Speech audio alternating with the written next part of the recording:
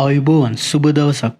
ඔන්න ඉතින් අලුත් වාහන ආනයනයට තිබ්බ ගැටලු කීපයක් මගහරින්න මුදල් අමාත්‍යාංශය අද පියවර අරගෙන තියෙනවා.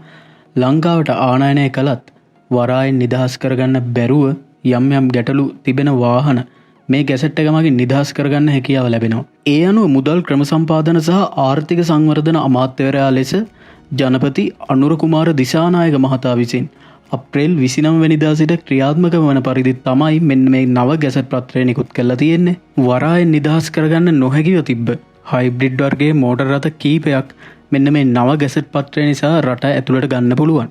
වාහන ක්‍රමක්‍රමයෙන් ලංකාවට ගෙනල්ලා ලංකාවේ තියෙන කළුකඩ මාකට් එක කඩලා දාන එක මේ රටේ මහ ජනතාවම බලාපොරොත්තු වන දෙයක්. ජනාධිපතිතුමාගේ මැදිහත් වීමෙන් ඇත්තට මේ වගේ ප්‍රශ්න විසඳලා ලංකාවේ අනිත් ගැටලු විසඳනවා වගේම මෙන්න මේ වාහන මාපියාවත් නැති කරලා දාන එක ඇත්තටම සෑහෙන්න වටින දෙයක්.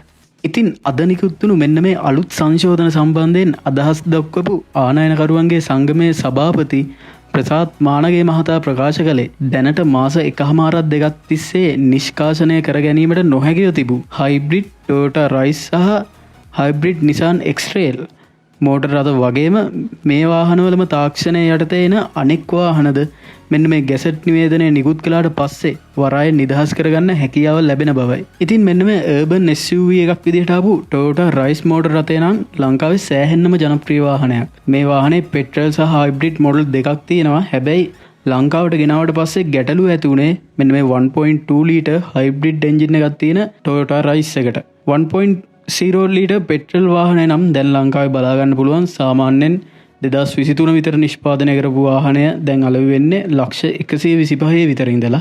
ඒ වගේම අද නිකුත් කළ මෙන්න මේ ගැසට් එක මගින් ලංකාවේ බ්‍රෑන්ඩ් නිව් බයික් එකක් ගන්න බලන් හිටපු අයට අතින් ඉතාම සුබ ආරංචියක් ලබා දීලා තියෙනවා. ඒ අනුව ලියාපදිංචි නොකළ බ්‍රෑන්ඩ් නිව් යතුරුපැදි ආනයනයට පනවලා තිබ්බ තහනමද මෙන්න මේ අද නිකුත් කරපු ගැසට් එකෙන් ඉවත් කරලා තියෙනවා. ඒ ගැන වීඩියෝ එකක් ඉස්සරහට අනිවාර්යයෙන්ම මම අරගෙන එන්නම්. අමතක නොකර channel එක subscribe කරලා තියාගන්න.